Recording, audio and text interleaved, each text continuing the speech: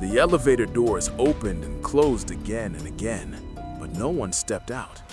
The hallway camera kept recording, and somewhere above the hotel roof, inside a dark metal tank meant to hold clean water, a young woman was already dead. Guests complained that the water tasted strange. Some said it was dark. Others said it smelled wrong. Hotel workers traced the problem upward, floor by floor, pipe by pipe, until they reached the roof. When they opened the tank, what they saw stopped them cold. A body floated inside. This was not a movie. This was real. And the room tied to it all was room 428.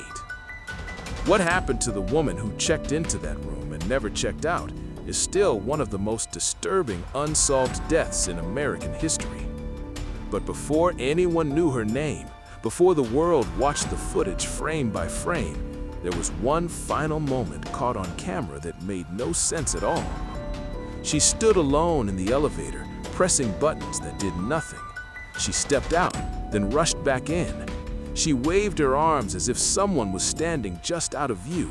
Her face showed fear, confusion, and something deeper, something unseen.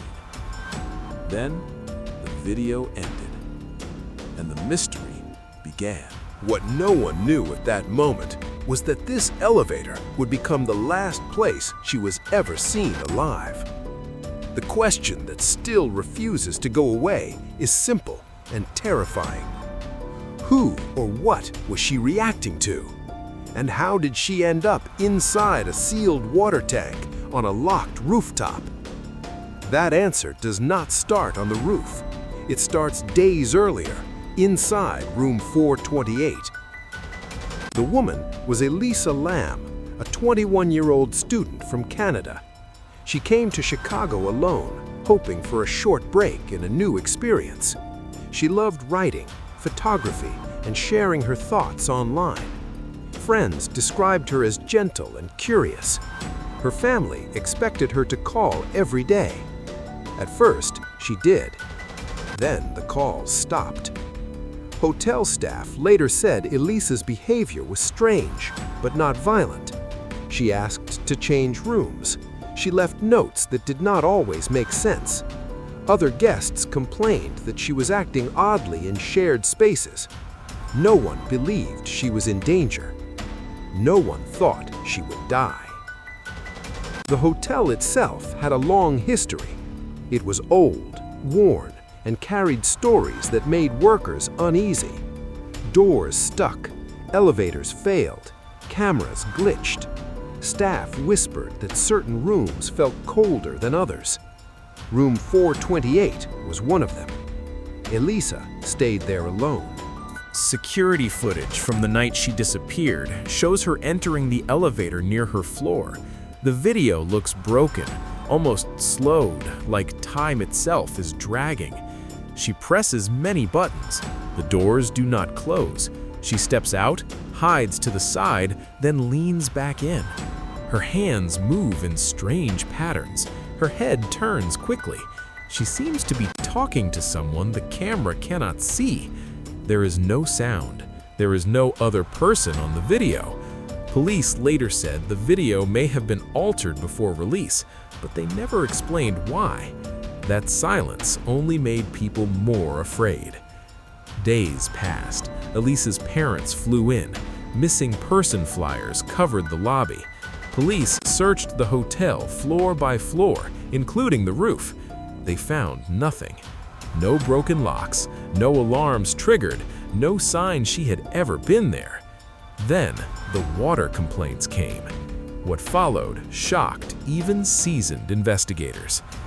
The tank lid was heavy, the ladder was hard to reach, the area was restricted, and yet Elisa was inside, naked, with no clear signs of how she got there. Officials ruled her death an accident. Many people did not believe that. How does someone reach a locked roof without setting off alarms? How does a body enter a tank without help? Why did dogs lose her scent at a window near the fire escape? Room 428 was quietly taken out of use. Some workers refused to clean nearby rooms. Others said electronics failed on that floor. Guests later claimed they heard footsteps at night, stopping outside doors, then fading away. The police closed the case. The public did not, because one detail still makes no sense at all. If Elisa climbed into that tank by herself, why did the lid end up closed? And if someone else was involved, why did they never appear on camera? The elevator footage remains the final clue, and whatever frightened her in those last moments was never found. As the hotel returned to normal and the world moved on, one thing stayed behind. Room 428. Empty. Silent. Waiting. And in the next chapter, we will return to that night and break down the final hours step by step until the moment Elisa vanished forever. Because the truth did not die with her. It's still up there, and it's still watching. The last confirmed sighting of Elisa Lam alive happened inside the hotel. But what came after is where the story turns dark and confusing. Police believed Elisa left her room late at night. The hallway cameras showed nothing unusual. No struggle, no chase, no other person following her. That silence was the first warning that this case would never make sense. Investigators focused on one question: how did Elisa reach the roof? The hotel roof was not open to guests. The doors were locked. The alarms were active. Staff said anyone opening those doors would trigger alerts at the front desk. Yet that night, no alarm sounded. No report was made. No log showed access. Still, the rooftop was where the trail led. Police dogs tracked Elisa's scent through the hallway, down a stairwell, and toward a window near the fire escape. The scent stopped there. It did not go down. It did not return. It simply vanished. That should not happen. Investigators said it might have been wind. Others said it suggested she did not leave the building on her own. The elevator video was released soon after. It spread across the internet within hours. People watched it again and again, slowing it down, pausing it, zooming in. Every movement was studied. Why did the elevator not close? Why did Elisa act like she was hiding? Why did she look so afraid? Police later admitted the video had been edited. The timing was altered. The reason was never clearly explained. That only made the public trust the investigation less. As days passed, the hotel stayed open. Guests slept, showered, and drank the water, unaware of what waited above them. Then the complaints became louder. Water pressure dropped. The color changed. Some guests said it tasted bitter. Others said it smelled wrong. Maintenance workers followed the pipes upward, higher than anyone had searched before. They reached the roof. 4 large metal tanks stood there, each heavy, sealed, and rarely opened. When one worker looked inside, he froze. The flashlight beam reflected off pale skin. Elisa was inside the tank. The discovery shocked the city. Police said there were no signs of violence, no broken bones, no defensive wounds. They said she climbed in herself. They said it was an accident. But too many details did not fit. The tank lid was heavy. Elisa was small. How did she lift it? And if she did, how did it close again? The ladder to the tanks was tall and hard to reach.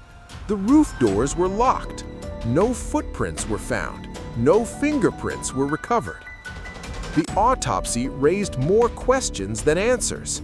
The cause of death was listed as accidental drowning. No clear timeline was given. Her family did not accept it. Online communities exploded with theories.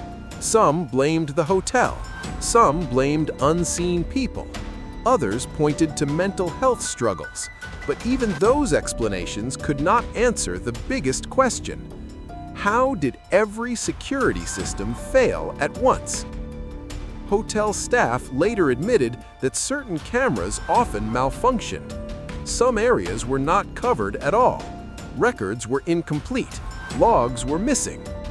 Room 428 was quietly closed soon after. Employees said the floor felt different after that. Lights flickered. Key cards failed. Some said they heard water dripping even when the pipes were dry. The hotel denied all claims. Police closed the case. But one fact still remains. Elisa Lam did not disappear outside. She did not leave the building. She died inside a place designed to watch everyone who entered and exited, yet no one saw her go up. No one saw her climb. No one saw her fall. And the final place she was found should have been impossible to reach. In the next chapter, we will confront the unanswered questions head-on and reveal what investigators overlooked, what the hotel never fully explained, and why room 428 is still whispered about today. Because this was not just a tragic death, it was a failure of truth, and the silence surrounding it may be the most disturbing part of all. By the time the case was officially closed, many people felt the truth had been buried along with the evidence. Police said Elisa Lam's death was an accident. They said there was no crime, no suspect, no danger to the public, but the answers they gave did not match the questions people kept asking. The hotel quickly returned to business as usual. Room 428 stayed empty. Staff members were told not to discuss the case. Some said they were warned they could lose their jobs if they spoke to the media. Maintenance records from the night Elisa disappeared were incomplete. Alarm logs were missing. Camera footage from key areas was never released. The silence grew heavier. Experts pointed out troubling details. The roof alarms should have triggered. The elevator malfunction was never fully explained. The water tank lid was found closed, yet officials insisted Elisa entered it alone. That detail alone refused to make sense.